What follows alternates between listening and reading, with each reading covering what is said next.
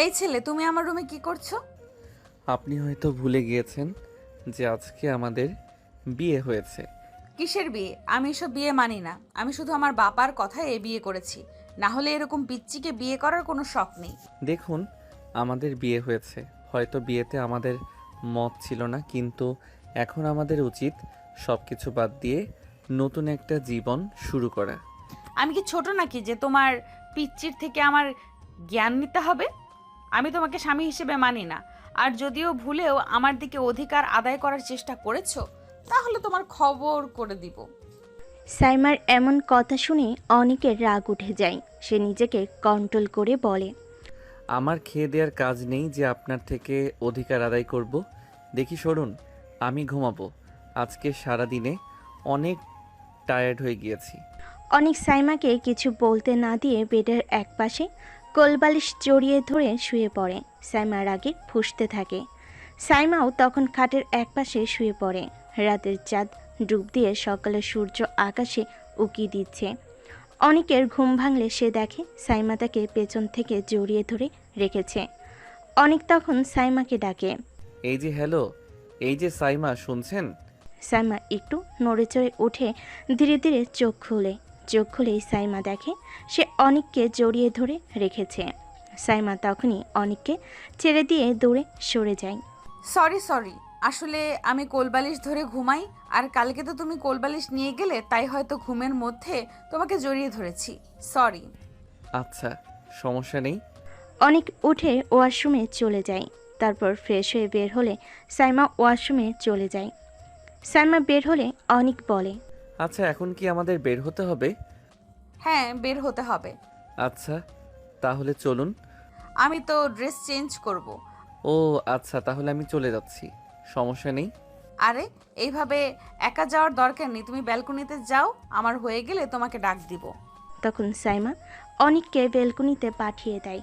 অনিক বেলকনিতে দাঁড়িয়ে দেখতে পায় তার ও সাইমার বাবা মা বাড়ির গার্ডেনে বসে গল্প করছে। তারা অনেক খুশি। সাইমা অনিককে ডাক দিলে অনিক ভিতরে যায়। আচ্ছা, একটা কথা বলি। কি কথা? আপনাকে তুমি করে ডাকলে কি আপনি রাগ করবেন? কেন? আমি আপনাকে তুমি করে ডাকতে চাই। ঠিক আছে, সমস্যা নেই, কিন্তু তার থেকে বেশি কিছু করার চেষ্টা করো না। তখন অনিক কিছু না বলে রুম থেকে বেরিয়ে সাইমাও পিছন দিয়ে বের হয়। অনিক সোজা গার্ডেনে চলে যায়। সাইমাও অনিকের পেছন পেছন চলে যায়। কিরে বাবা, ঘুম কেমন হলো? হ্যাঁ মা, ভালোই হয়েছে। তোমাদের কেমন হয়েছে? হ্যাঁ, একমাত্র ছেলের বিয়ে, আমাদের থেকে শান্তিতে কে ঘুমিয়েছে বল? অনিকের মার কথাই সবাই হেসে ওঠে। আরে মা আমার, কেমন আছো? অনেক কি কোনো সমস্যা করেছে? কিছু করলে শুধু আমাকে এসে বলবে। ঠিক আছে মা। আরে অনিক বাবা, তুমি দাঁড়িয়ে আছো কেন? বসো এখানে। না মা, সমস্যা নেই, আমি এখানেই ভালো আছি। আম্মু, আমি বাড়িতে যাব। বাড়িতে মানে? এখন বাড়িতে গিয়ে কি করবি? বাবা, আমার একটু কাজ আছে, ভার্সিটিতে যেতে হবে। না, দরকার নেই, আমি প্রিন্সিপালের সাথে কথা বলে নিব। তখনই সাইমা সেখানে আসে। অনিক তখন তার মায়ের গলা জড়িয়ে ধরে আবদার করতে থাকে। প্লিজ আম্মু, আমি যাই প্লিজ। আচ্ছা ঠিক আছে, কিন্তু বিকেলের মধ্যে ফিরে আসবি। ঠিক আছে আম্মু। অনিক তখন তার মাকে একটা কিস করে সেখান থেকে চলে যায়। অনিকের বাবা বলে, একদিন ভার্সিটিতে না গেলে কি হতো? ও কি আর শুধু ভার্সিটিতে যাবে নাকি? অনিকের মায়ের কথা শুনে সবাই অবাক হয়ে যায়। তখন সাইমার মা জিজ্ঞেস করে, আর কোথায় যাবে ভাবি? এখন যেহেতু আত্মীয়তা হয়েছে, তাই আপনাদের বললে সমস্যা নেই। আসলে অনেক পড়াশোনার পাশাপাশি তার কাজ করে। অনেক কলেজে ওঠার পর থেকে এখন পর্যন্ত কখনো ওর বাবার থেকে 1 টাকা নেয়নি খরচের জন্য। এই কথা শুনে সবাই অবাক হয়ে যায়। সাইমা অনেক অবাক হয়। অনিক তাহলে কি কাজ করে ভাবি?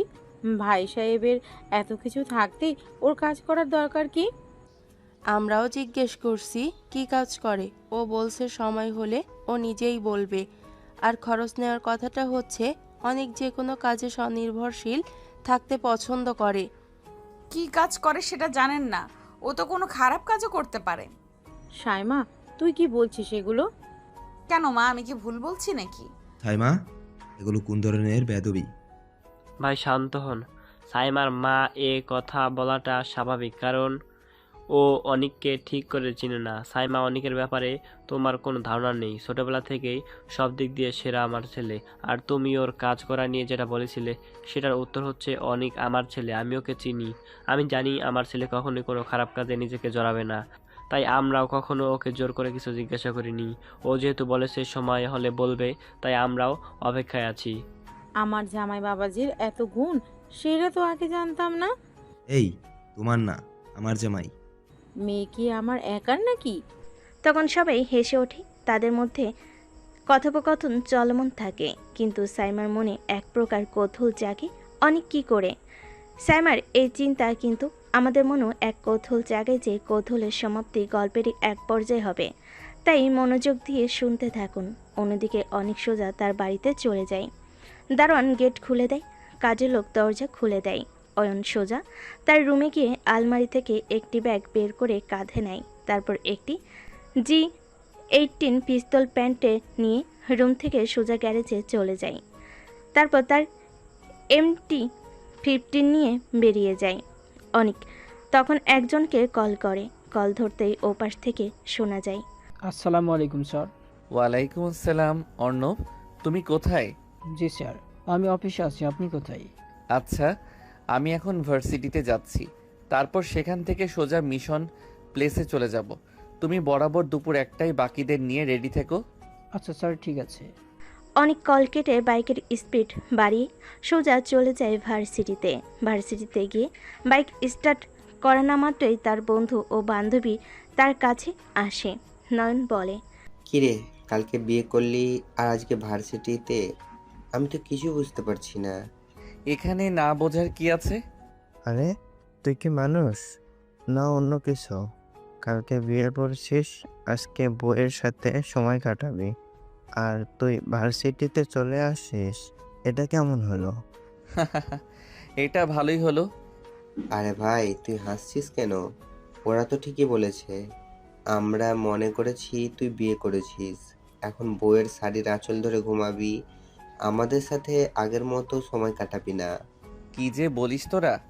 কিন্তু এটা কিন্তু সত্যি যে ভাবি অনেককে, যদিও তো সিনিয়র, কিন্তু উনি অনেক সুন্দরী। তুই অনেক লাকি এমন বউ পেয়েছিস। সিদ্ধির কথা শুনে অনেক মনে মনে হাসে। সে মনে মনে বলে, শুধু দেখতে সুন্দর এটা আসল নয়, মনের সৌন্দর্যটাই আসল। রাকিবের ধাক্কায় অনেকের ভাবনার জগৎ থেকে হুঁশ ফিরে। কিরে, কোথায় হারিয়ে গেলি? আচ্ছা বাদ দে, তুলি কোথায়? ওকে যে দেখছি না। তুই কি ভুলে গেছিস ও তোর গায়ে হলুদে কি পরিমাণ নেচেছিল? আর কালকে বিয়ের দিনে এত লাফালাফি করেছে যে আজকে সকালে আমাকে কল করে বলেছে ওর শরীর দুর্বল লাগছে, তাই ও আসবে না। তাদের কথার মাঝখানেই ক্লাসের বেল বেজে ওঠে। তারা সবাই ক্লাসের দিকে অগ্রসর হয়। তুলির অসুস্থতার কথা শুনে অনেকের মন কিছুটা খারাপ হয়ে যায়। তারপর তারা ক্লাসে গিয়ে বসে। স্যার আসে, ক্লাস শুরু হয়। সবাই ক্লাসে মনোযোগ দেয়। 4টি ক্লাস শেষ হলে ব্রেক দেওয়া হয়। তখন অনেক তার বন্ধুদের থেকে বিদায় নিয়ে ব্যাগ নিয়ে প্রিন্সিপালের রুমে চলে যায়। প্রিন্সিপাল অনেককে দেখেই দাঁড়িয়ে যায়। আরে অনেক বাবা, তুমি এখানে? স্যার, আমাকে এত সম্মান দেখানোর দরকার নেই। আমি আপনার একজন ছাত্র মাত্র। আসলে আমি আজকে আর ভার্সিটিতে থাকতে পারবো না, আমার একটু যেতে হবে। আরে এটা তো আমাকে ফোনে বলে দিলেই হয়, কষ্ট করে তোমার আর আসার দরকার কি? আচ্ছা তুমি যাও, সমস্যা নাই। ঠিক আছে স্যার, ধন্যবাদ। অনেক তখন প্রিন্সিপালের রুম থেকে বেরিয়ে সোজা পার্কিং লটে গিয়ে বাইক নিয়ে বেরিয়ে যায়। অনেক বাইক স্টার্ট করে ভার্সিটি থেকে বেরোনোর পরই তার ফোন বেজে ওঠে। অনেক ফোন হাতে নিলে দেখে পরিচিত বিদেশি নাম্বার বেশে ওঠে। অনেক ফোনটা রিসিভ করে। তখন ওপাশ থেকে শোনা যায়, আপনাদের বোঝার সুবিধাতে ইংরেজি ভাষাকে বাংলায় রূপান্তর করা হলো। অনিক, কেমন আছো? জি স্যার, আলহামদুলিল্লাহ ভালো। আপনি কেমন আছেন? হ্যাঁ, আমিও ভালো আছি। তোমার তো আজকে একটা মিশনে যাওয়ার কথা, সেটার কি খবর? হ্যাঁ স্যার, আমি ওখানেই যাচ্ছি। স্যার এখন রাখি, আমি মিশন শেষে আপনাকে সব আপডেট পৌঁছে দিব। ওকে, অনেক সাবধানে থেকো, বাই। অনেক ফোনটি পকেটে ঢুকিয়ে সোজা একটি গোপন জায়গায় চলে যায়। সেখানে গিয়ে অনেক তার ড্রেস চেঞ্জ করে তার বাইকের নাম্বার প্লেট চেঞ্জ করে রওনা হয় মিশনের জায়গায়। অনেক যখন গোপন মিশনে ব্যস্ত, সাইমা তখন বাড়িতে বসে অস্থিরতায় ভুগছিল। অনিকের হঠাৎ চলে যাওয়াটা তাকে ভাবাচ্ছিল। সে বারান্দায় গিয়ে দেখল অনিকের বাবা মা, তার নিজের বাবা মা তখন গল্প করছে। তাদের মুখে হাসি লেগে আছে, যেন তারা অনিকের এই রহস্যময় জীবন সম্পর্কে কিছুই জানে না। সাইমার মনে প্রশ্ন জাগছিল, অনিক কি সত্যি এমন একজন মানুষ যে নিজের খরচের জন্য পরিবারের ওপর নির্ভরশীল নয়, নাকি এর পেছনে অন্য কোনো গল্প আছে? সাইমা মনে মনে বলে, আমার বাবা মাও কেমন, ছেলেটার সম্পর্কে কিছু না জেনেই বিয়ে দিয়ে দিল। অনেক কি এমন কাজ করে যেটা তার পরিবারেও জানে না? কোনো খারাপ কাজ নয় তো? সাইমারের চিন্তার মাঝে তার মা তাকে ডাকলেন। কিরে সাইমা, একা একা বারান্দায় কি করছিস? এদিকে আয়, গল্প করি। কিছু না মা, এমনি দাঁড়িয়েছিলাম।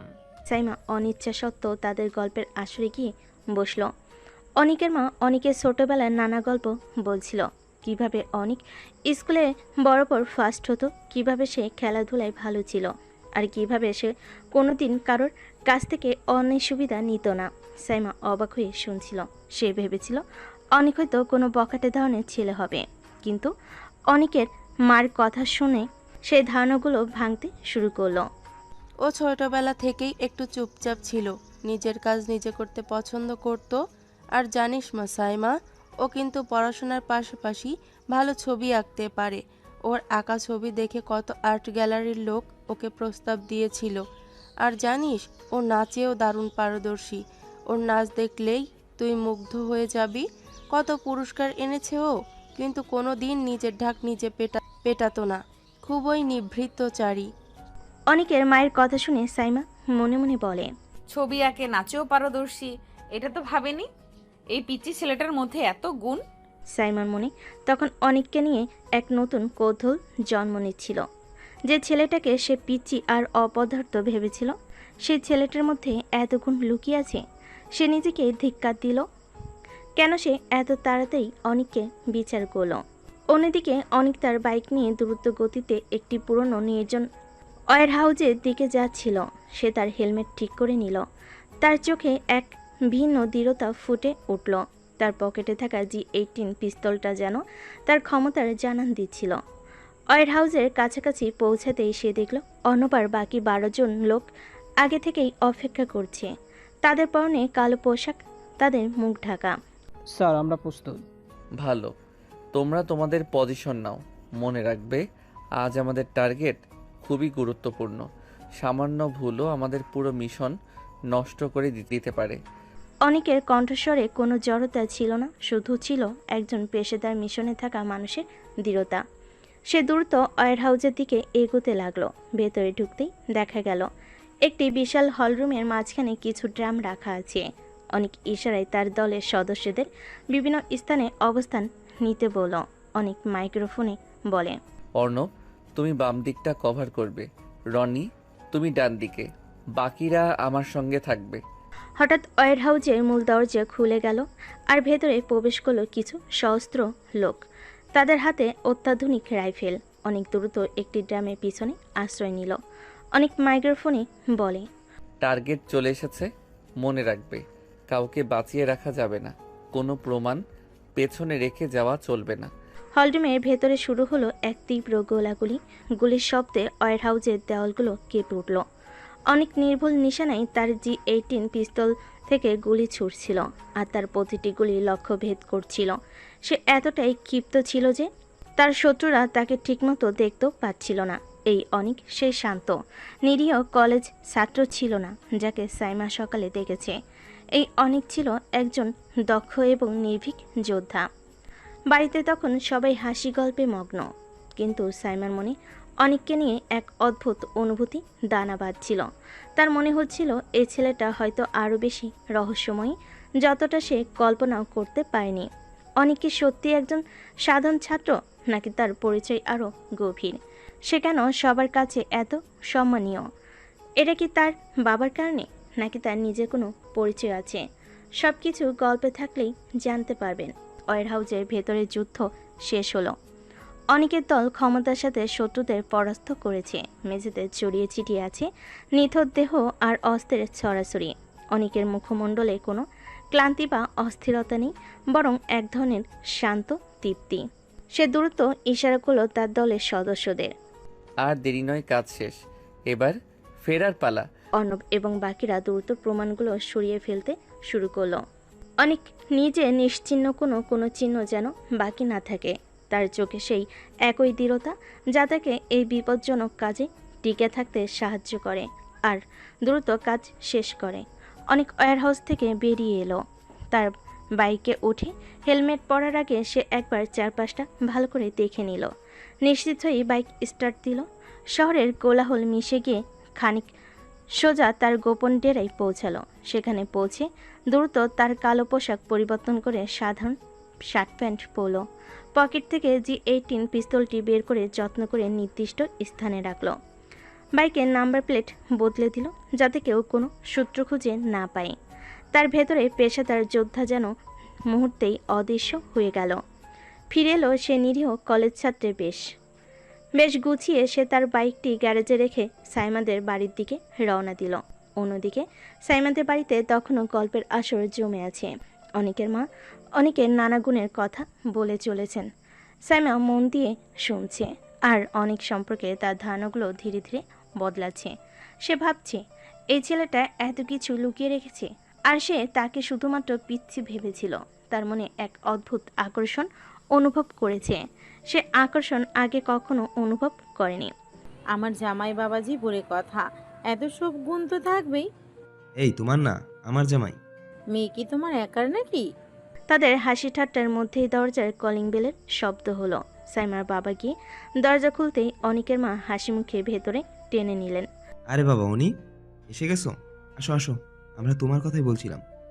অনিককে দেখে সাইমা কিছুটা অপ্রস্তুত হয়ে উঠল। সে অনিকের দিকে আর চোখে একবার তাকালো, তারপর চোখ সরিয়ে নিল। অনিক সবার দিকে তাকিয়ে হাসলো। আসসালামু আলাইকুম, সবাই কেমন আছেন? ওয়ালাইকুম আসসালাম বাবা। আয় আয় বস এখানে। কি কাজ শেষ হলো? জি আম্মু, কাজ শেষ, একটু দেরি হয়ে গেল ফিরতে। এতক্ষণ কিসের কাজ বাবা? কি করো তুমি? অনিকের মা সাইমাকে ইশারা করলেন চুপ থাকতে। অনিক মৃদু হাসলো। তেমন কিছু না মা, একটু জরুরি কাজ ছিল। অনিকের জবাব শুনে সাইমার কৌতূহল আরও বাড়ল। এই ছেলেটা কিছুতেই নিজের কাজের কথা বলতে চাইছে না। সাইমা তখন হঠাৎ করে প্রশ্ন করলো, এতক্ষণ কোথায় ছিলে আর কিসের এত জরুরি কাজ? অনিক সাইমার দিকে তাকালো। তার চোখে এক ঝিলিক বিস্ময় ফুটে উঠল। তারপর সে নিজেকে সামলে নিল। সাইমা বুঝতে পারল সে হয়তো একটু বেশি প্রশ্ন করে ফেলেছে। কেন? তোমার এত কৌতূহল কেন? কৌতূহল তো হবেই, তুমি সকালে কাজ আছে বলে চলে গেলে আর এখন ফিরলে। কি এমন কাজ যে তোমার পরিবারও জানে না? সাইমার প্রশ্নে কিছুটা নীরবতা নেমে এলো। অনিকের বাবা মা কিছুটা অস্বস্তিতে পড়লেন। অনিক হাসল। সে হাসি যেন তার সব রহস্যকে আড়াল করে রাখছিল। কাজের কথা তো একদিন জানতেই পারবে, এত অস্থির হচ্ছ কেন? অনিকের এমন কৌশলী জবাবে সাইমা আরও বিরক্ত হলো। সে তখন অন্যদিকে মুখ ঘুরিয়ে নিল। অনিকের মা পরিস্থিতি হালকা করতে বলেন, আরে বাবা, অনেক তো এসেছে, এখন চলো সবাই মিলে কিছু খাই। অনিকের বাবা তুমিও এসো। সবাই ডাইনিং টেবিলের দিকে এগিয়ে গেল। সাইমা অনিচ্ছা সত্ত্বেও তাদের পেছন পেছন গেল। খেতে খেতে অনেক সবার সাথে স্বাভাবিক গল্প জুড়ে দিল, যেন কিছুই হয়নি। কিন্তু সাইমার মনে অনেককে নিয়ে প্রশ্নগুলো ঘুরপাক খাচ্ছিল। এই ছেলেটাকে, তার আসল পরিচয় কি, আর কেনই বা সে নিজের কাজ গোপন রেখেছে। রাতে খাবার শেষ করে সবাই মিলে কিছুক্ষণ গল্প করলো। সাইমার বাবা মা এবং অনিকের বাবা মা তাদের নতুন সম্পর্কের সমীকরণ নিয়ে বেশ খুশি। তারা নানা খুনসুটি আর হাসি ঠাট্টায় মেতে উঠলেন। কিন্তু সাইমা এবং অনিক দুজনেই নিজেদের জগতে মগ্ন। সাইমা অনিকের রহস্যময় আচরণ নিয়ে ভাবছিল, আর অনিক যেন তার নিজের জগতে ডুব দিয়েছিল। একসময় অনিকের মা বলেন, তোমরা এখন রুমে যাও, সারাদিন নিশ্চয়ই অনেক ধকল গেছে। সাইমা অনিচ্ছা সত্ত্বেও উঠে দাঁড়ালো। অনেক পেছন পেছন রুমের দিকে গেল। রুমে ঢুকেই সাইমা নিজের বিছানার দিকে এগিয়ে গেল, যেন অনিকের উপস্থিতি তাকে অস্বস্তিতে ফেলছে। অনিক তখন সাইমার দিকে তাকিয়ে হাসলো। আচ্ছা সাইমা, তুমি কি আমাকে আজও কোলবালিশ মনে করে জড়িয়ে ধরবে? অনিকের কথায় সাইমা চমকে উঠল। তার গালে হালকা লালিমা দেখা দিল। কি বলছো এসব? একদম ফালতু কথা বলবে না। কিসের ফালতু কথা? গতকাল তো দেখলে আমাকে না পেলে তোমার ঘুমিয়ে আসে না। অনিক শোনো, আমি শুধু কোলবালিশ ধরে ঘুমাই, আর কালকে তুমি সেটা নিয়ে গিয়েছিলে আর ভুল করে এমন হয়েছে। একদম বাজে কথা বলবে না। ও, তাহলে আমার জন্য তোমার ঘুম নষ্ট হবে? তোমার শান্তির জন্য আমি না হয় কোলবালিশই হয়ে থাকি। অনেক সাইমার দিকে দুষ্টামি ভরা চোখে তাকালো। সাইমা তখন আরো রেগে গেল। বেশি বাড়াবাড়ি করবে না কিন্তু, আমার রাগিয়ে দিলে তোমার খবর আছে। বাব্বা, এত রাগ! নতুন বউয়ের তো এমন রাগ থাকা উচিত না। বরকে একটু আদর যত্ন করবে, মিষ্টি মিষ্টি কথা বলবে। অনেক সাইমার দিকে এক পা এগিয়ে যেতেই সাইমা দ্রুত সরে গেল। একদম কাছে আসবে না। তুমি কি ভুলে গেছো আমাদের বিয়েটা কেমন পরিস্থিতিতে হয়েছে? আমি এই বিয়ে মানি না, আর তোমাকেও স্বামী হিসাবেও না। মানো না? কিন্তু গতকাল রাতে তো বেশ মানছিলে, তাই না? অনেক আবারও সাইমাকে খোঁজা দিল। সাইমা এবার আর নিজেকে ধরে রাখতে পারল না। অনেক, আমার কথা কানে ঢুকছে না তোমার? যদি এক পাও এগিয়ে আসো তাহলে কিন্তু ভালো হবে না। সাইমা তার দিকে তাকিয়ে এমনভাবে কথা বলল যেন তার চোখে আগুন জ্বলছে। অনেক তখন হাসতে হাসতে বিছানার এক পাশে গিয়ে বসল। আচ্ছা বাবা, ঠিক আছে, আর যাব না। তোমার তো দেখছি অনেক রাগ। অনেক তখন সাইমার দিকে তাকিয়ে রইল। সাইমা অন্যদিকে মুখ ঘুরিয়ে নিল। কিছুক্ষণ পর অনেক হালকা গলায় বলল, আচ্ছা, আমি তো তোমার থেকে ছোট, তাই না? হ্যাঁ ছোট তো।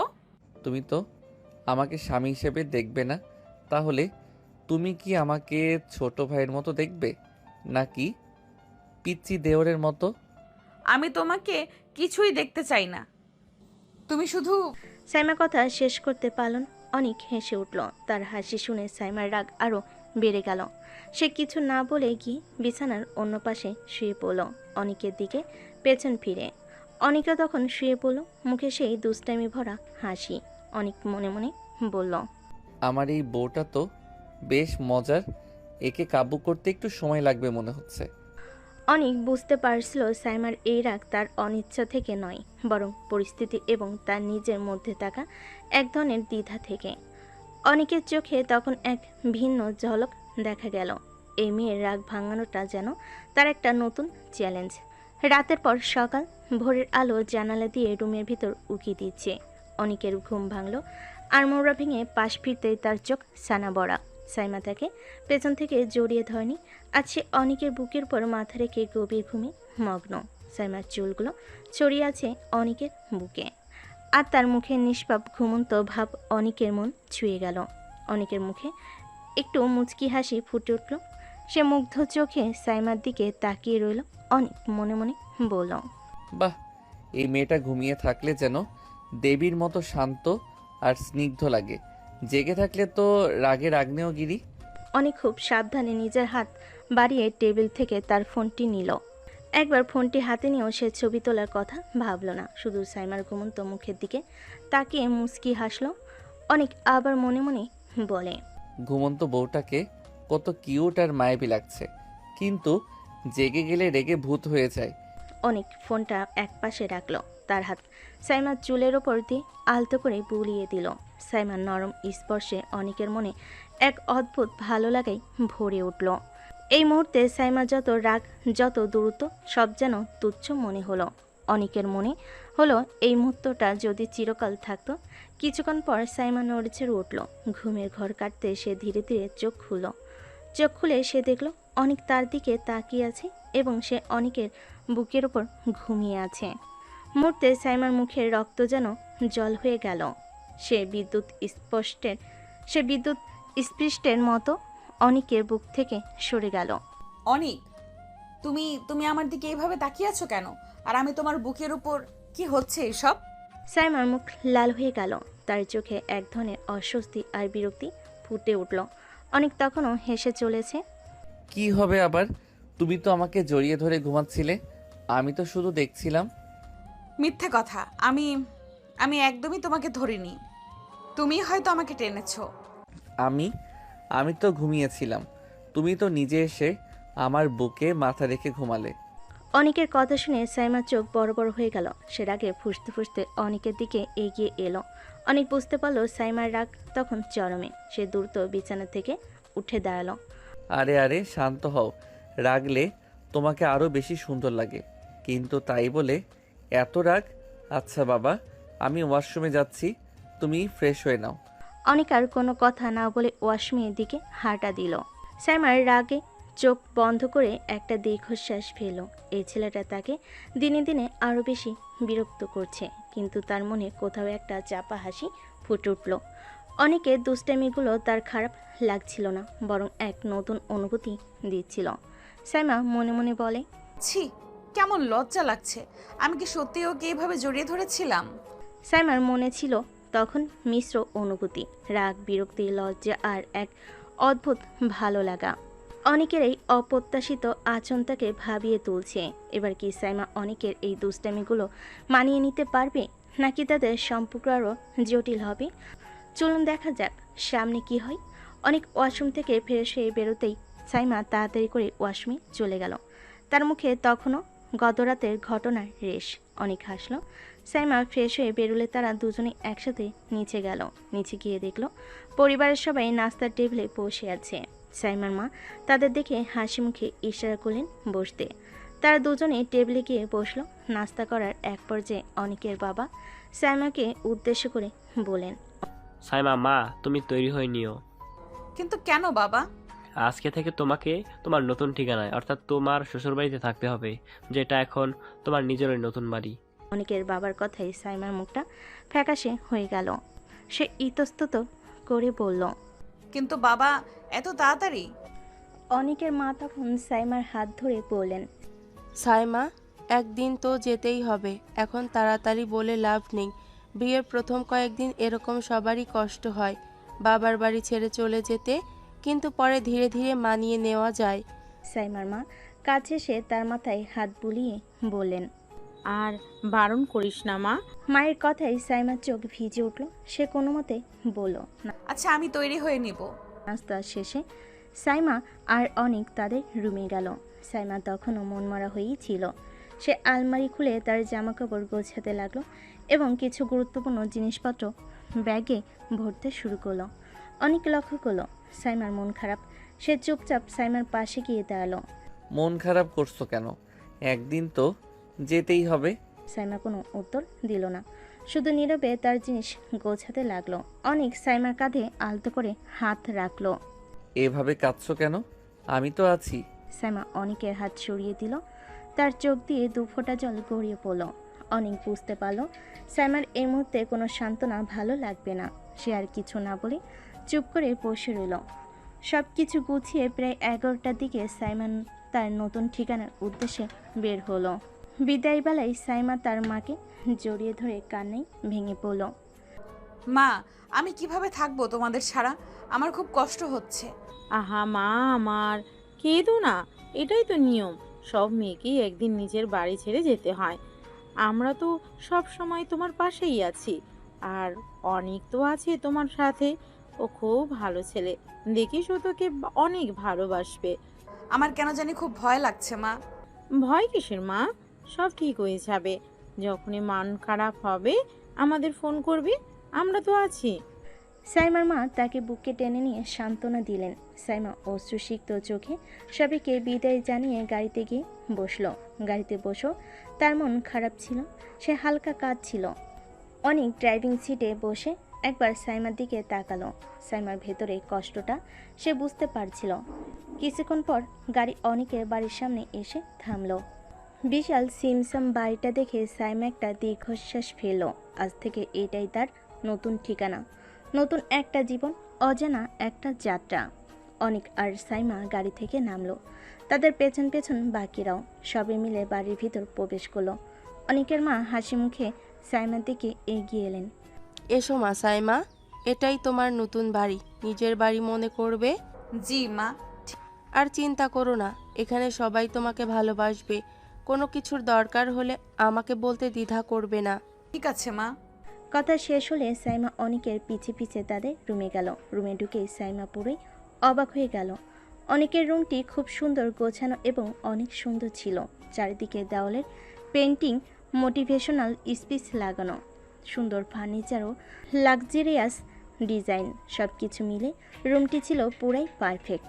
সাইমার মনে পড়ল অনেকের মায়ের কথাই, আমার ছেলে সব দিক থেকে পুরাই পারফেক্ট। অনেকের রুমটি যেন তারই একটি প্রতিফলন। সাইমা তার ব্যাগ থেকে জামা কাপড় বের করতে শুরু করলো। অনেক আলমারির একটি সাইড খালি করে দিল। সাইমা নিজের জামা কাপড় গোছাচ্ছিল আর অজান্তেই তার নিজের বাড়ির কথা মনে পড়ছিল। পুরনো স্মৃতিগুলো তার চোখের জল এনে দিল। সাইমার অজান্তেই তার চোখ দিয়ে দুফোঁটা পানি গড়িয়ে পড়ল। সে তখন সামনের দিকে ফিরতেই অনেক লক্ষ্য করলো সাইমার চোখে পানি। অনেক বুঝতে পারল সাইমার চোখে পানি আসার কারণ। সে ধীর পায়ে সাইমার কাছে এগিয়ে গেল। কি হলো, কাঁদছো কেন? তোমার কি খুব খারাপ লাগছে? সাইমা কোনো উত্তর না দিয়ে শুধু মাথা নাড়ল। অনেক সাইমার কাঁধে হাত রাখলো। ঠিক তখনই সাইমা অনেককে সজোরে জড়িয়ে ধরে কান্নায় ভেঙে পড়ল। অনেক বুঝতে পারল সাইমার মনে অনেক কষ্ট জমে আছে। সে আলতো করে সাইমার পিঠে হাত বুলিয়ে সান্ত্বনা দিতে লাগলো। কেঁদো না, সব ঠিক হয়ে যাবে, আমি তো আছি তোমার পাশে। কিছুক্ষণ পর সাইমা নিজেকে সামলে অনেককে ছেড়ে দিল। সে কিছুটা অপ্রস্তুত হয়ে অনেকের দিকে তাকিয়ে পড়ল। সরি, আমি অনেক ইমোশনাল হয়ে গিয়েছিলাম, তাই জড়িয়ে ধরেছি। কিছু মনে করো না।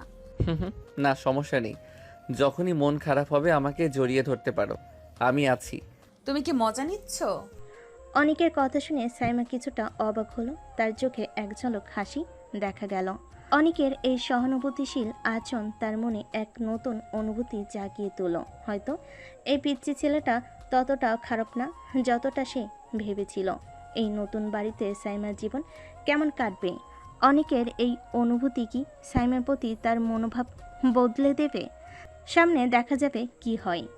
সেদিন রাতে ডিনারের সময় অনেকের বাবা অনেককে উদ্দেশ্য করে বললেন, অনেক, সাইমাকে কালকে তোদের ভার্সিটিতে ভর্তি করিয়ে দিস। অনেক তার বাবার কথায় সম্মতি জানিয়ে মৃদু হাসল। জি বাবা, কালকেই নিয়ে যাব। এরপর রাতের খাবার শেষে তারা রুমে ফিরল। সাইমার মন অনেকটা শান্ত হলো।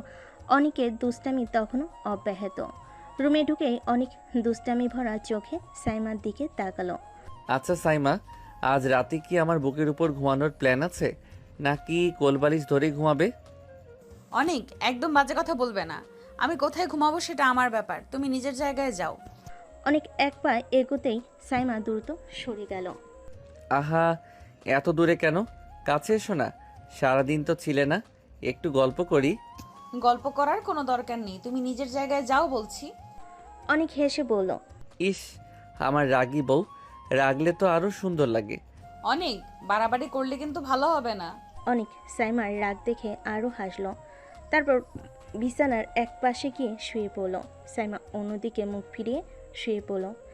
এই নতুন পরিবেশে অনেকের এই স্বাভাবিক দুষ্টামি ভরা আচরণ যেন সাইমার একাকিত্ব কিছুটা হলেও দূর করে দিচ্ছিল। পরের দিন সকাল, আজও একই দৃশ্য। অনেকের ঘুম ভাঙতে দেখল সাইমা তার বুকের উপর মাথা রেখে শান্তিতে ঘুমোচ্ছে। অনেক হেসে সাইমার কপালে আলতো করে একটা চুমু খেলো। অনেক মনে মনে বলে, আমার এই রাগী বউটা ঘুমিয়ে থাকলে যেন অন্যরকম হয়ে যায়, কি মায়াবী লাগে। কিছুক্ষণের মধ্যেই সাইমার ঘুম ভাঙলো। চোখ খুলে সে দেখল অনেক তার সামনের দিকে তাকিয়ে হাসছে। সাইমার সঙ্গে সঙ্গে চমকে উঠে অনেকের বুক থেকে সরে গেল। অনেক, তুমি এইভাবে তাকিয়েছিলে কেন? আর আমি? কি, ঘুম ভাঙতে এমন রেগে ভূত হয়ে গেলে? গতকাল রাতে তো বেশ আরাম করে ঘুমোলে আমার বুকে। অনেক, একদম বাজে কথা বলবে না, আমি ভুল করে এমন করেছি। অনেক হেসে উঠে ওয়াশরুমে চলে গেল। সাইমার আগে ফুঁসতে ফুঁসতে উঠে বসলো। সকালে নাস্তা সেরে তারা দুজনেই ভার্সিটির উদ্দেশ্যে বেরোনোর জন্য প্রস্তুত হলো। অনেক তার বাইকের চাবি নিতে নিতে সাইমাকে বলল, তুমি দাঁড়াও, আমি বাইকটা নিয়ে আসছি। না, দরকার নেই, আমি তোমার সাথে যাব না। কিন্তু কেন, কি হয়েছে? না, এমনিতেই যাব না, ভালো লাগছে না। তাহলে যাবে কিভাবে? আমি গত রাতে বাবাকে বলে রেখেছি, উনি বলেছেন আমাকে একজন ড্রাইভার দিবেন, উনি আমাকে ভার্সিটিতে আনা নেওয়া করবেন। অনেক কিছুটা হতাশ হলো। সাইমার সাথে আরও কিছুটা সময় কাটানোর সুযোগ হাতছাড়া হয়ে গেল। কিন্তু সে মুখে হাসি টেনে বলল, আচ্ছা ঠিক আছে, তোমার যেভাবে সুবিধা হয়। ড্রাইভার তখনও আসেনি, তাই সাইমা অপেক্ষা করছিল। অনেক তখন তার বাইকটি নেওয়ার জন্য গ্যারেজে ঢুকলো। সাইমা তার পিছে পিছে গ্যারেজে ঢুকতে তার চোখ দুটো বড় বড় হয়ে গেল। সে অনেকের এত দামি গাড়ি এবং বাইকের কালেকশন দেখে অবাক হয়ে গেল। স্পোর্টস বাইক থেকে শুরু করে বিলাসবহুল গাড়ি সবই থরে থরে সাজানো। এগুলো কি সব তোমার? হ্যাঁ, এগুলো সব আমার নিজের টাকায় কেনা। অনেকের কথা শুনে সাইমা অবাকের পর অবাক হলো। একজন কলেজ ছাত্র এত টাকা কিভাবে উপার্জন করে? তার রহস্যময়ী জীবনের আরেকটা দিক যেন সাইমার সামনে উন্মোচন হলো। অনেক তখন একটি R15 বাইকে স্টার্ট দিয়ে সাইমাকে বলে, তাহলে ভার্সিটিতে দেখা হচ্ছে। এটা বলেই অনেক বাইকে টান দিয়ে ঝড়ের বেগে চলে গেল। সাইমা হতভম্ব হয়ে তাকিয়ে রইল। কিছুক্ষণ পর সাইমার ড্রাইভার আসলো। সাইমা গাড়িতে উঠে বসে ভার্সিটির জন্য রওনা দিল। সাইমা যখন ভার্সিটিতে পৌঁছালো, গাড়ি থেকে নামলো, তখনই অনেক তার সামনে এসে দাঁড়ালো। চলো। অনেক সাইমাকে নিয়ে প্রিন্সিপালের রুমে চলে গেল। প্রিন্সিপাল অনেককে দেখে চেয়ার ছেড়ে উঠে দাঁড়ালেন। আরে অনেক বাবা, এসো এসো। অনেক ইশারা দিয়ে ওনাকে বসতে বলল। সাইমা অনেকটা অবাক হয়ে গেল। অনেকের প্রতি প্রিন্সিপালের এই সম্মান দেখে সাইমার মনে নতুন প্রশ্ন জাগলো। এরপর সকল ভর্তির কাজ শেষ করে অনেক সাইমাকে নিয়ে তার বন্ধুদের কাছে গেল। কিরে অনিক, তুই একা এলি কেন? ভাবি কই? আরে এই তো ভাবি, সাইমা, এরা আমার বন্ধু নয়ন, রাকিব, সিথি আর বন্ধুরা এ হলো সাইমা। সাইমা সবার দিকে তাকিয়ে হাসলো। আরে বাহ, ভাবি তো অনেক সুন্দর, কিউটের ডিব্বা। আমি আগেই বলেছিলাম অনেক অনেক লাকি। ভাবি কেমন আছেন? জি, ভালো আছি। তার কিছুক্ষণ গল্প করলো। সাইমা দেখলো অনেকের বন্ধুরা বেশ সহজ এবং বন্ধুত্বপূর্ণ। তাদের সাথে কথা বলতে তার ভালোই লাগছিল। তারপর অনেক সাইমাকে তার ক্লাসে পৌঁছে দিল। এই তোমার ক্লাস, কিছু লাগলে আমাকে ডেকো। ঠিক আছে। সাইমাকে বিদায় দিয়ে অনেক নিজের ক্লাসে চলে এলো। সাইমা ক্লাসে ঢুকলো, কিন্তু তার মনটা তখনও অনেকের রহস্যময় জগৎ আর তার বন্ধুদের সাথে হওয়া কথোপকথন নিয়ে আচ্ছন্ন ছিল। ভার্সিটির ক্লাস শেষ হলো। সাইমা তার ক্লাস থেকে বেরিয়ে অনেককে খুঁজছিল। ঠিক তখনই অনেক সাইমার সামনে এসে দাঁড়ালো। অনেকের মুখে দুষ্টু হাসি। সে সাইমার দিকে তাকিয়ে জিজ্ঞেস করলো, কি বউ, আমাকে খুঁজছিলে তাই না? আমার আর খেয়ে দেয়ে কাজ নেই। সাইমা অনেককে আর কিছু না বলে সোজা গিয়ে গাড়িতে উঠে পড়ল। অনেক তাকে পেছন থেকে কয়েকবার ডাকলেও সাইমা পাত্তা না দিয়ে সোজা গাড়িতে উঠে পড়ল। সাইমার এমন আচরণ দেখে অনেক কিছুটা কষ্ট পেল। সে একটা দীর্ঘশ্বাস ফেলে তার বাইকের দিকে এগিয়ে গেল। তারপর অনেক সোজা তার অফিসে চলে গেল। গেট দিয়ে ঢুকতেই দারোয়ান স্যালুট করলো। অফিসের ভিতর ঢুকলে সবাই তাকে স্যার বলে কুশল বিনিময় করলো। অনেক গিয়ে তার কেবিনে বসলো। তখন সেখানে অর্ণব আসলো। May I come in sir? হ্যাঁ, আসো। অর্ণব হাতে কয়েকটা ফাইল নিয়ে ভেতরে আসলো। স্যার, আমাদের এই 4টি ফাইল কমপ্লিট হয়েছে। এই সবগুলো মিশন আমরা ভালোভাবে কমপ্লিট করতে পেরেছি। এখন বাকি এই একটি ফাইল নতুন এসেছে। এটা হচ্ছে GZ গ্রুপ ফাইল। কেউ তাদের ব্যাপারে কোনো খোঁজ খবর জানে না।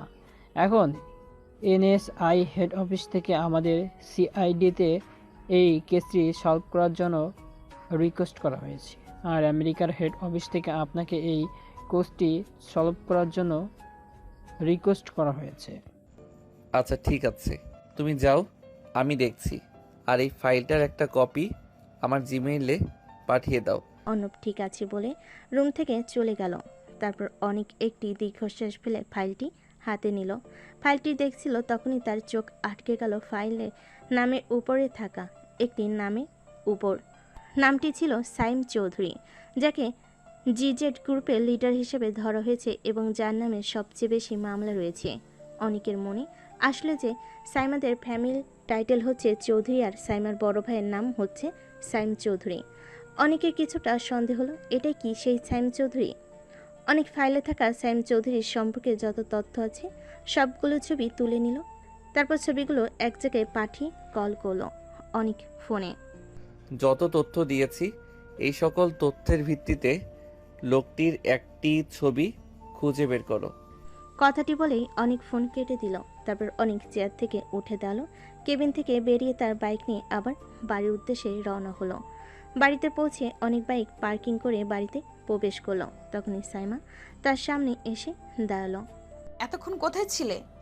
এমনিতে তেমন কিছু না, অল্প একটু কাজ ছিল আর কি। কি কাজ বলো আমাকে? অনিকের কথা এড়িয়ে যাওয়ার চেষ্টা করলো, কিন্তু সাইমা একের পর এক প্রশ্ন করতে লাগলো। তুমি তো সবসময় বলো কাজ ছিল, কিন্তু কি কাজ তা কখনো বলো না। তুমি কি কিছু লুকাচ্ছ আমার থেকে?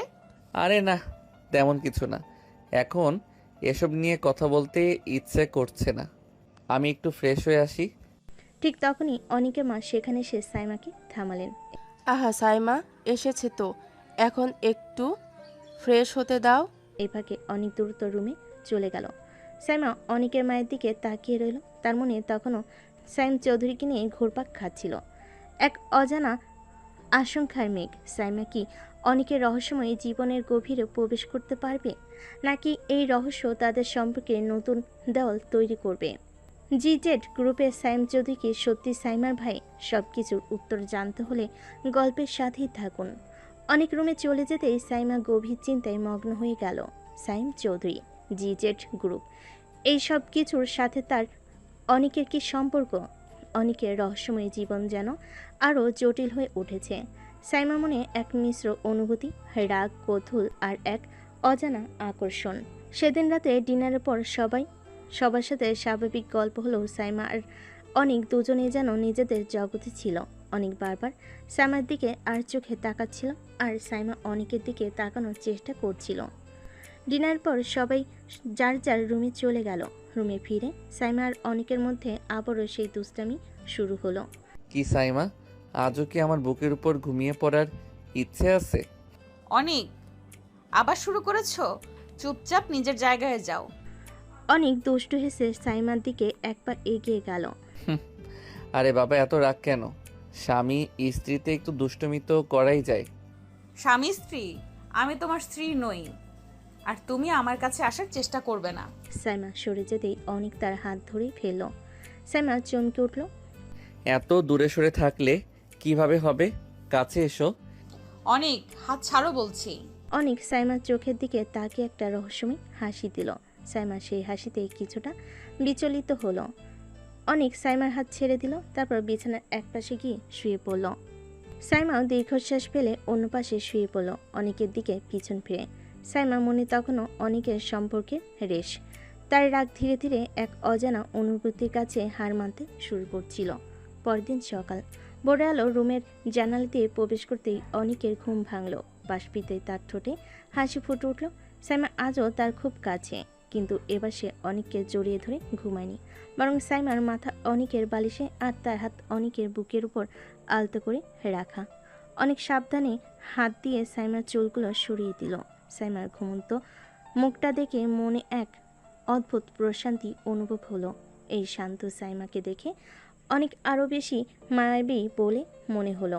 অনেক মনে মনে বলে, এই মেয়েটা যখন ঘুমিয়ে থাকে তখন আর রাগ থাকে না, একদম নিষ্পাপ লাগে। বেশ কিছুক্ষণ পর সাইমা নড়ে চড়ে উঠল। সে ধীরে ধীরে চোখ খুলল। চোখ খুলেই অনেককে পাশে দেখে চমকে উঠল। তার হাত অনেকের বুকের উপর রাখা ছিল। সে দ্রুত হাত সরিয়ে নিল। কি হলো, তুমি এইভাবে তাকিয়েছিলে কেন? তুমি তো আমার এত কাছে ঘুমাচ্ছ, তাই দেখছিলাম। সাইমা লজ্জা পেয়ে গেল। তার মুখ লাল হয়ে উঠল। আমার আর কোনো কাজ নেই যে তোমার কাছে এসে ঘুমাবো। হয়তো ঘুমের ঘোরে এমন হয়েছে। আহা, ঘুমের ঘরেই হোক বা ইচ্ছাকৃত, তুমি তো বেশ আরামেই ঘুমাচ্ছ আমার পাশে। সাইমা অনেকের কথাই আরো বেশি রেগে গেল। সে দ্রুত বিছানা থেকে উঠে দাঁড়ালো। তুমি একটা বাজে ছেলে, তোমার সাথে কথা বলাই বোকামি। অনেক হেসে উঠে ওয়াশরুমে চলে গেল। সাইমা তার দিকে তাকিয়ে একটা দীর্ঘশ্বাস ফেল। অনেকের এই দুষ্টামিগুলো তার খারাপ লাগছিল না, বরং মনে হচ্ছিল তাদের সম্পর্কের দূরত্ব যেন ধীরে ধীরে কমছে। কিন্তু অনেকের লুকানো জীবনের রহস্য তাকে এখনও ভাবাচ্ছিল। সকালে খুনছুটির পর অনেক আর সাইমা আলাদাভাবে ভার্সিটির উদ্দেশ্যে রওনা দিল। অনেক তার বাইকে আর সাইমা ড্রাইভারের গাড়িতে। ভার্সিটিতে প্রবেশ করা না মাত্রই অনেক দেখতে পেল সব শিক্ষার্থী নোটিশ বোর্ডের সামনে ভিড় করে দাঁড়িয়ে আছে। কৌতূহলবশত অনেক বাইক পার্ক করে নোটিশ বোর্ডের সামনে গেল। নোটিশ বোর্ডে বড় বড় অক্ষরে লেখা ছিল 20 তারিখ কাপল ডান্স কম্পিটিশন। এইটা দেখে অনেকের মুখে একটা চওড়া হাসি ফুটে উঠল। তারপর সে সেখান থেকে তার বন্ধুদের কাছে চলে গেল। নয়ন, রাকিব আর সিথি আগে সেখানে দাঁড়িয়েছিল। কি রে অনিক, এবার তো মনে হয় আবার ফার্স্ট প্রাইজ নিয়ে যাবি। দেখা যাক। আরে ভাই, তোর তো কোনো কম্পিটিশনই হয় না। প্রতিবার তুই আর তুলি মিলে সবার মাথা ঘুরিয়ে দিস। এবারও নির্ঘাত তোরাই জিতবি। হ্যাঁ রে, তুলি তো তোর পার্টনার, ও তোকে ছাড়া নাচেই না। আরে ধর, এবার হয়তো তুলি পারবে না। কেন রে, কি হয়েছে তুলির? ওর শরীরটা একটু খারাপ, কালকে রাতেও দেখলাম বেশ দুর্বল। ও, তাহলে তো মুশকিল, তোর মতো পার্টনার আর পাবি কই। অনেকের মনে তখন নাচের এই প্রতিযোগিতা এবং তার নতুন পার্টনার কে হতে পারে সেই চিন্তা ঘুরপাক খাচ্ছিল। তার বন্ধুরা তখনও তাদের প্রতিযোগিতার বিষয় নিয়ে আলোচনা করছিল। তাহলে কি এবার তোর যেতে হবে না রে, নাকি নতুন কোনো পার্টনার খুঁজেছিস? সময় হলেই জানতে পারবি। তাদের কথোপকথন চলতে চলতেই ক্লাসের বেল বেজে উঠল। সবাই ক্লাসের দিকে রওনা দিল। অনেক ক্লাসে ঢুকতে তার মাথায় তখনও ঘুরছে সেই কাপল ডান্স কম্পিটিশন আর কে তার নতুন পার্টনার হতে পারে। এই প্রতিযোগিতা কি অনেকের জীবনে নতুন কোনো দিকে মন নেবে? সেদিন ভার্সিটিতে সাইমার সাথে অনেকের তেমন কোনো কথা হলো না। ক্লাস শেষে অনেক সোজা তুলিদের বাসায় চলে যায়। তুলির মা অনেককে দেখে হাসি মুখে ভেতরে ডেকে নেন। অনেক তুলির রুমে গিয়ে দেখে তুলি বিছানায় শুয়ে আছে। কে রে তুলি, এখন তোর কি অবস্থা? তুলি অনিককে দেখে হেসে ওঠে। এই তো একটু সুস্থ লাগছে। আজকে ভার্সিটিতে যাব মনে করেছিলাম, কিন্তু দেরি হয়ে গিয়েছে, তাই আর যাইনি। কালকে যাব ইনশাল্লাহ। আলহামদুলিল্লাহ, আলহামদুলিল্লাহ। আল্লাহ তোমাকে অনেক ধন্যবাদ, আমি চিন্তামুক্ত হলাম। কি রে, কি হয়েছে? আজকে ভার্সিটির এই বছরের ডান্স কম্পিটিশনের নোটিশ দিয়েছে, আর তুই অসুস্থ, তাই আমি চিন্তায় পড়ে গিয়েছিলাম। কে যে পার্টনার হবে সেটা নিয়ে ভাবছিলাম।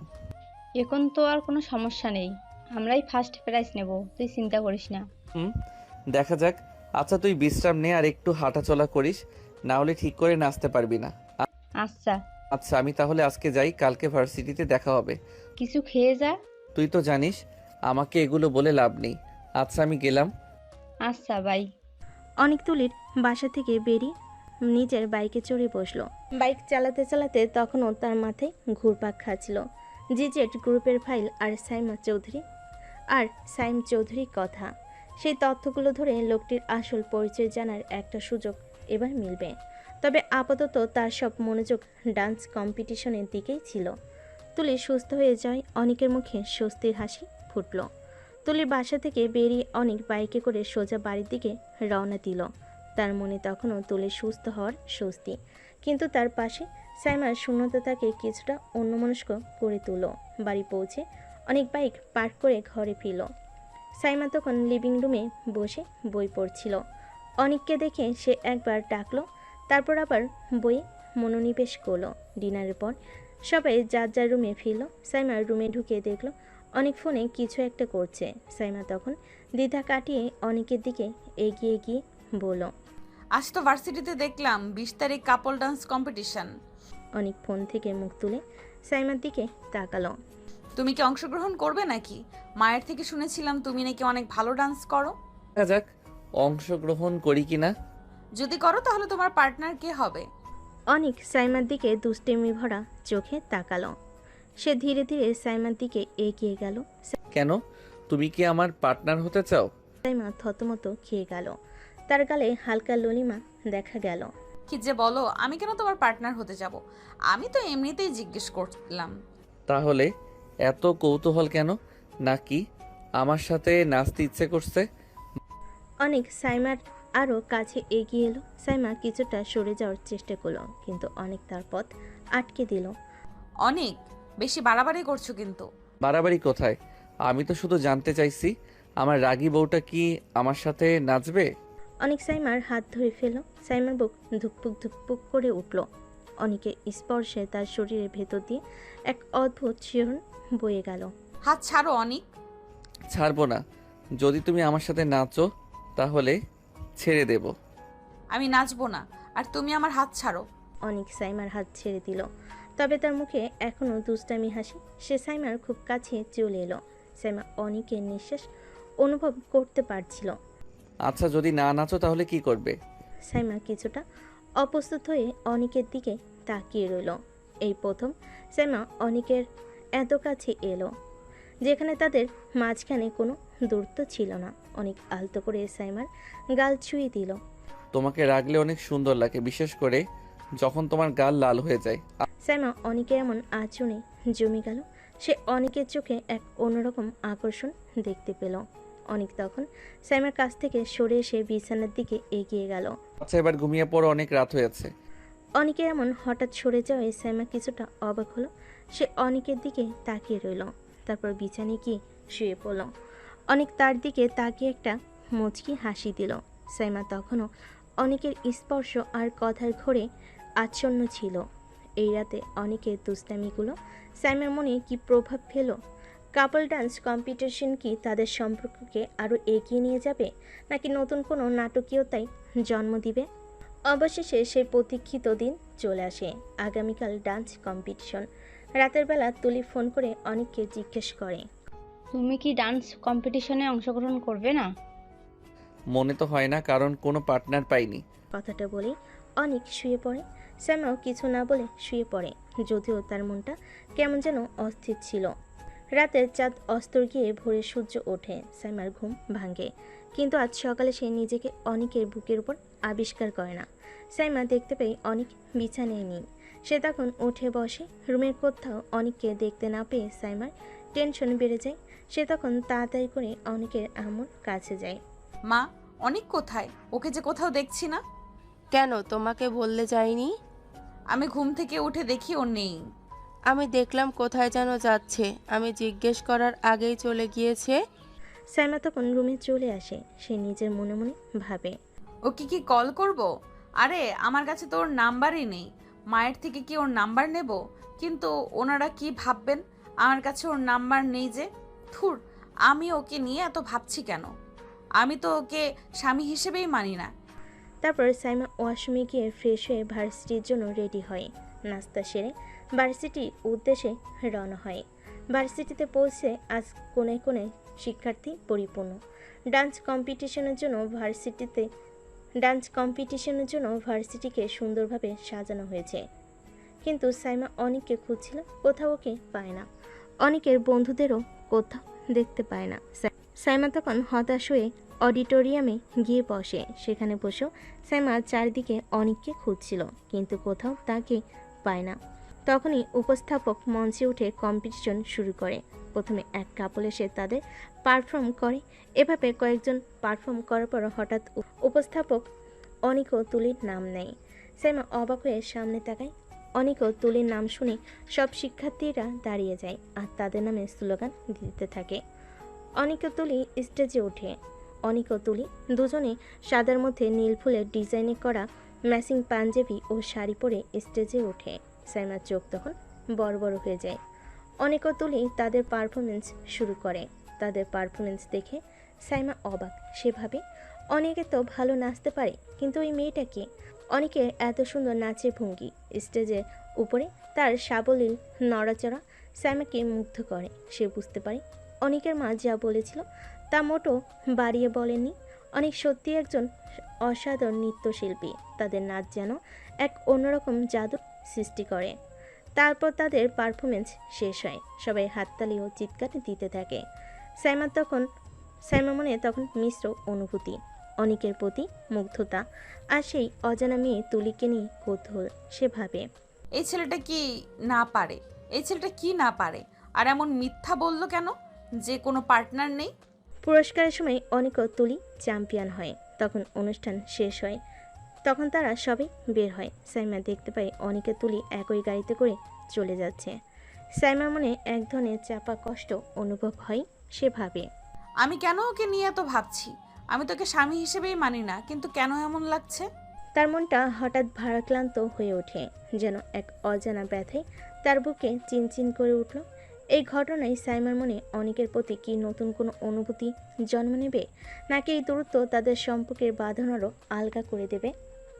সেদিন সন্ধ্যায় অনেক বাড়ি ফিরল, তার হাতে চ্যাম্পিয়নের ট্রফি। বাড়িতে ঢুকতেই অনেকের মা তাকে দেখে এগিয়ে এলেন। অনেক হাসি মুখে ট্রফিটা তার মায়ের দিকে বাড়িয়ে দিল। এটা আর নতুন কি, প্রতিবার তো তুই নিস।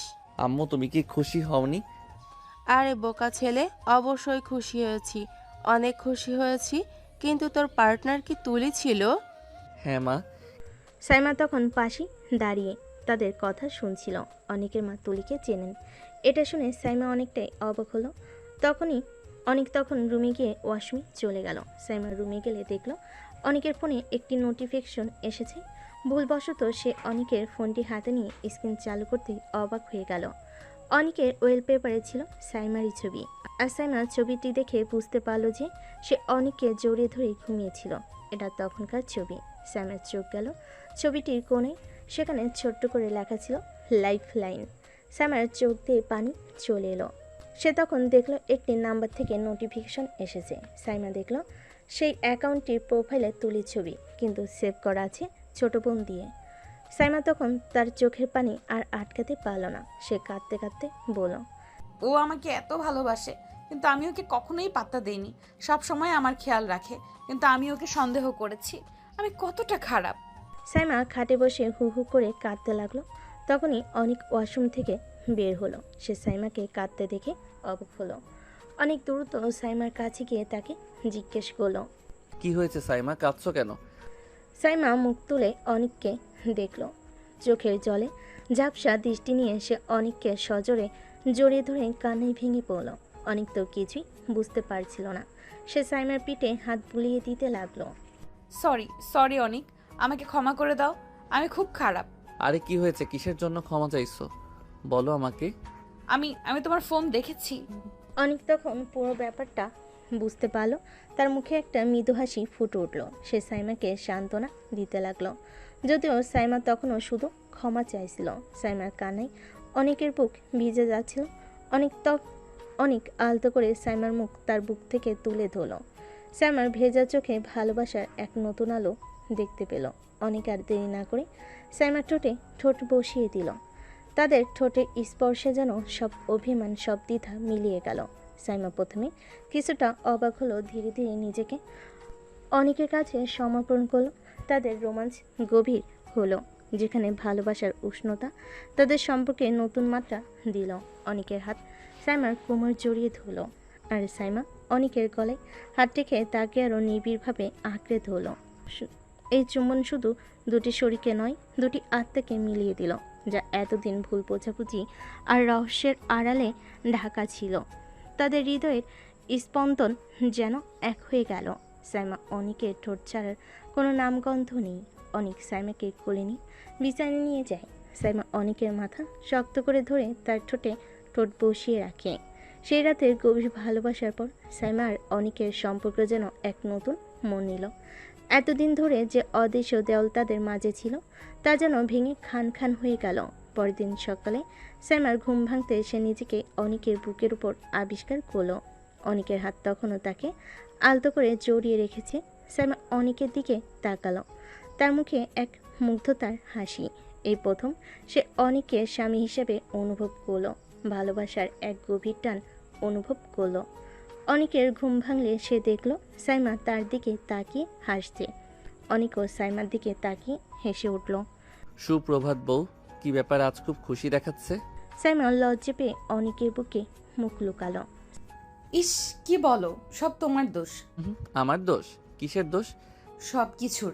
আমি ভেবেছিলাম তুমি একটা পিচ্চি, কিন্তু তুমি তো। সাইমা কথা শেষ করতে পারলো না। অনেক হেসে সাইমার ঠোঁটে আলতো করে চুমু খেলো।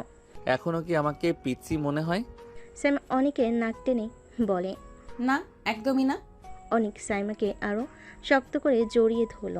তাদের মাঝে তখন শুধু ভালোবাসা আর উষ্ণতার অনুভূতি। কিছুক্ষণ পর তারা দুজনে উঠে ফ্রেশ হয়ে নিচে গেল। সবাই নাস্তার টেবিলে অপেক্ষা করছিল। অনেকের মা তাদের দেখে হাসলেন। কি রে অনেক, আজ খুব দেরি হয়ে গেল নাস্তা করতে? অনেক সাইমার দিকে তাকিয়ে দুষ্ট হাসি দিল। সাইমা লজ্জায় লাল হয়ে গেল। আসলে মা, ঘুমটা একটু দেরিতে ভেঙেছিল। সবাই হেসে উঠল। নাস্তা শেষ করে অনেক ভার্সিটিতে যাওয়ার জন্য প্রস্তুতি নিল। সাইমা তখনও তার পাশে দাঁড়িয়েছিল। আজকে কি তুমি বাইকে যাবে? হ্যাঁ, কেন? আমিও তোমার সাথে যাব। কি ব্যাপার, কালকে তো ড্রাইভারের সাথে গিয়েছিলে, আজ আবার আমার সাথে? অনেক সাইমার দিকে তাকিয়ে দুষ্টুমি করে চোখ মারল। আচ্ছা ঠিক আছে, তাহলে তৈরি হয়ে নাও। সাইমা দ্রুত তৈরি হয়ে এলো। অনেক বাইক বের করলো। সাইমা বাইকের পিছনে উঠে অনেককে শক্ত করে জড়িয়ে ধরলো। এই প্রথম তাদের যাত্রা ছিল ভালোবাসার, যেখানে কোনো দূরত্ব ছিল না। ভার্সিটি পৌঁছে তারা বাইক পার্ক করলো। ক্লাসের দিকে হাঁটতে হাঁটতে সাইমা হঠাৎ অনেকের হাত ধরে ফেলো। অনেক অবাক হয়ে সাইমার দিকে তাকালো। সাইমার মুখে লাজুক হাসি। একটা কথা জিজ্ঞেস করব? হ্যাঁ বলো। তুমি কি কাজ করো? তোমার পরিবারও তোমার কাজের ব্যাপারে কিছু জানে না, তাই না? সাইমার প্রশ্নে অনেক থমকে গেল। তার মুখের মুহূর্তে হাসি মিলিয়ে গেল। তার চোখে ফুটে উঠল এক ধরনের গভীর চিন্তা রেখা। সাইমা অনেকের মুখের দিকে তাকিয়ে বুঝলো সে এমন কিছু জিজ্ঞাসা করে ফেলেছে যা অনেক সহজে বলতে চায় না। প্লিজ সাইমা, এখন না, আমি সময় হলে সব বলবো। সাইমা তখন আর অনেককে জোর করে না। অনেক সাইমার কাছ থেকে বিদায় নিয়ে অনেক তার ক্লাসের দিকে যাচ্ছিল। তখনই তার ফোনে একটি নোটিফিকেশন আসে। অনেক নোটিফিকেশনটি ওপেন করতে তার চোখ বড় বড় হয়ে যায়। হ্যাঁ, তার সন্দেহটাই ঠিক। জিজেড গ্রুপের লিডার আর কেউ নাই, সাইমার বড় ভাই সাইম চৌধুরী। অনেক একটা রহস্যময় হাসি দিয়ে ফোনটা তার পকেটে রেখে ক্লাসে গিয়ে বসে। তারপর একের পর এক ক্লাস চলছিল, কিন্তু অনেকের আজ ক্লাসে মন নেই। তার মন তখন সাইম চৌধুরীকে নিয়ে তৈরি হওয়া নতুন রহস্যের জট খুলতে ব্যস্ত। সাইমার ভাইয়ের সাথে জিজেড গ্রুপের সংযোগ অনেকের কাছে এক নতুন চ্যালেঞ্জ। সে ভাবতে থাকে এই পরিস্থিতিতে কিভাবে পদক্ষেপ নেওয়া যায়। ভার্সিটি শেষ হলে অনেক পেরিয়ে দেখতে পাই সাইমা তার জন্য দাঁড়িয়ে আছে। অনেক তখন সাইমার কাছে যায়। কি ব্যাপার, তুমি আমার জন্য অপেক্ষা করছো? হ্যাঁ, তোমার সাথে তো যাব বলেছি। তারপর তারা বাইকে করে বাসার উদ্দেশ্যে রওনা হয়। বাসায় আসার সময় সাইমা বলে, এই শোনো না, আব্বু আম্মু আমাদের সবাইকে দাওয়াত করেছে, সবার যেতে হবে। তোমার ভাইয়া কি বাড়িতে থাকবে? অনেকের প্রশ্নে সাইমা কিছুটা অবাক হয়। হ্যাঁ, কিন্তু কেন? না, এমনি। আচ্ছা তাহলে যেহেতু বলেছে তাহলে যাব, সমস্যা নেই। কিন্তু গিয়ে যদি তুমি তোমার আসল কাজের কথা বলে চলে আসো তাহলে কিন্তু খারাপ হয়ে যাবে। আরে না না, কি যে বলো, এমন কিউট একটা বউকে রেখে কোথাও যেতে কি ইচ্ছে করে? অনেক সাইমার কথাই হাসে। সে মনে মনে বলে, এটাই সেরা সুযোগ, এই খেলাটা খতম করতেই হবে। তার চোখে এক দৃঢ় প্রতিজ্ঞা ফুটে ওঠে। সাইমা পরিবারের সাথে সাইম চৌধুরীর সম্পর্ক তার এই গোপন মিশনকে আরও জটিল করে তুলেছে। কিন্তু অনেক জানে এ সত্য উদ্ঘাটন করা তার জন্য কতটা জরুরি। সেদিন রাতে ডিনারের পর অনেক তার রুমে এসে অর্ণবকে কল করলো। আসসালামু আলাইকুম স্যার। ওয়ালাইকুম আসসালাম। আচ্ছা শোনো, যে গ্রুপের মিশনটি আমাদের কালকে শেষ করতে হবে। কালকে ফাইনাল মিশন হবে। আমাদের সব সদস্যদের নিয়ে রেডি থাকো। তোমাদেরকে আমি লোকেশন দিয়ে দিব, তোমরা সেই লোকেশনের আশেপাশেই থাকবে, আর আমার সিগন্যাল দেওয়া না মাত্রই অ্যাটাক করবে। আচ্ছা স্যার, ঠিক আছে, কোনো সমস্যা নেই, আপনি চিন্তা করবেন না, আমি সব কিছু এক্ষুনি রেডি করছি। প্রয়োজন হতে পারে কিছু হাতিয়ার রেখো সাথে। স্যার আপনার আর বলতে হবে না, আমি নিজে থেকে এইসব রেডি করে নেব। ঠিক আছে, তাহলে প্রস্তুতি নাও, আমি রাখি।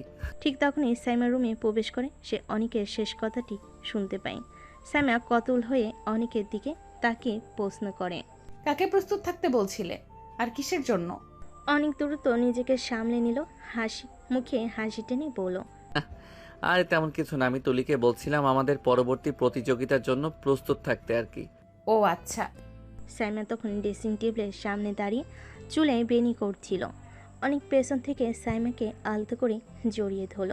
এই কি করছো? জান, আমার না তোমার আদর খেতে ইচ্ছে করছে। এই, তোমার মুখে কিছুই আটকায় না? অনেক তখন সাইমাকে নিজের দিকে ফিরিয়ে তার ঠোঁটজোড়া দখল করে নিল। সাইমা প্রথমে কিছুটা চমকে উঠল, দ্রুত নিজেকে অনেকের কাছে সঁপে দিল। তাদের রোমাঞ্চ গভীর হলো, যেখানে ভালোবাসার উষ্ণতা আর বিশ্বাসের মেলবন্ধন ঘটল। অনেকের হাত সাইমার কোমরে আরও শক্তভাবে জড়িয়ে ধরল, আর সাইমা অনেকের গলা জড়িয়ে ধরে চোখ বন্ধ করে অনেকের ভালোবাসায় নিজেকে ভাসিয়ে দিল। রুমের আবছা আলোয় তাদের ছায়া এক হয়ে মিশে গেল। তাদের হৃদস্পন্দন দ্রুত থেকে দ্রুতর হতে লাগলো। প্রতিটি নিঃশ্বাসে ভালোবাসার নতুন ভাষা ফুটে উঠল। এই ভালোবাসার মুহূর্ত কি অনেকের সামনে কঠিন মিশনকে প্রভাবিত করবে, নাকি এই রোমান্সটাকে আরও শক্তিশালী করবে? জানতে হলে গল্পের সাথেই থাকুন। পরদিন সকাল 9টা, সবাই অনেকদের বাড়িতে রেডি হয়েছে সাইমাদের বাড়িতে যাওয়ার উদ্দেশ্যে। গাড়ির আওয়াজে সাইমা বুক ধুকপুক ধুকপুক করছে, কারণ অনেকের রহস্যের জট আজ খুলতে পারে, আবার নাও খুলতে পারে। তাদের ভালোবাসার সম্পর্ক এক নতুন পথে যাত্রা শুরু করেছে, কিন্তু অনেকের গোপন জীবন এখনও তাদের মাঝে এক রহস্যের দেওয়াল তুলে রেখেছে। সবাই গাড়িতে চড়ে রওনা হলো। সাইমাদের বাড়িতে পৌঁছাই অনেক সবাই অবাক। বাড়ির সামনে পুলিশের গাড়ি আর কয়েকজন পুলিশ সদস্য দাঁড়িয়ে আছে। তখন সাইমার বাবা বেরিয়ে এসে তাদের সবাইকে অভয় দিলেন। আরে কেউ ভয় পেও না, আসলে সায়েম একটা ছেলেকে পুলিশের হাতে ধরিয়ে দেওয়ার জন্য পুলিশ ডেকেছে। কি করেছে ছেলেটি? ছেলেটি নাকি সায়েমের অনেক ক্ষতি করেছে। ও আচ্ছা। অনেকের কপালে চিন্তার ভাঁজ পড়ল। অনেক মনে মনে ভাবল, এইরকম অনেককেই তুমি বিনা অপরাধে জেলে পাঠিয়েছো, মেরে ফেলেছো, কিন্তু আজকে তোমার খেলা শেষ সাইম চৌধুরী। সাইমার বাবা সবাইকে সোফায় বসতে দিলেন। সাইম তখন পুলিশের সাথে কথা বলছিল। অনেক উঠে দাঁড়িয়ে সাইমের সামনে গিয়ে দাঁড়ালো। কি ব্যাপার অনেক, কিছু বলবে নাকি? আর কতজনের জীবন এভাবে নষ্ট করবেন? কি বলতে চাচ্ছ তুমি? সোজা কথা কি কানে যাচ্ছে না? এইরকম হাজার ছেলে মেয়ের জীবন নষ্ট করে এখনো কি শান্তি পাননি? এই অনেক, তুমি এসব কি বলছো? কেন? জি যে লিডার, কিছু কি বুঝতে পারছেন না? অনেকের মুখে এমন কথা শুনে সাইম বসা থেকে উঠে দাঁড়ালো। তখনই সাইম পুলিশ অফিসারকে বলল, অফিসার, এক্ষুনি ওকে অ্যারেস্ট করেন। দুই পরিবারের সবাই নীরব দর্শক হয়ে দেখছিল, কেউ কিছু বুঝতে পারছিলেন না। পুলিশ অফিসার অনেককে অ্যারেস্ট করতে গেলে অনেক তাকে ধাক্কা দিয়ে সরিয়ে দেয়। তখনই পুলিশ অফিসার এসে অনেকের কলার চেপে ধরে। তোর এত বড় সাহস, তুই আমাকে ধাক্কা দিস? কলার ছাড়ুন। ছাড়বো না। কি করবি? শেষবারের মতো বলছি, কলার ছাড়েন। বললাম তো ছাড়বো না। কি করবি কর। অনেকের রাগ উঠে গেল। সে তখন পুলিশ অফিসারের গালে একটা থাপ্পড় দিল। অফিসার তাল সামলাতে না পেরে মাটিতে পড়ে গেল। পুলিশ অফিসার তখন রেগে অনেককে মারতে আসবে, তখনই অনেক তার কার্ডটি পুলিশ অফিসারের সামনে ধরল। পুলিশ অফিসার কার্ডটি দেখে সঙ্গে সঙ্গেই অনেককে স্যালুট করে। সরি স্যার, সরি, আমি আপনাকে চিনতে পারিনি। স্যার, আমাকে প্লিজ ক্ষমা করে দিন। পুলিশ অফিসার তখন অনেকের পায়ে পড়ে যায়। পরিবারের সবাই অবাক।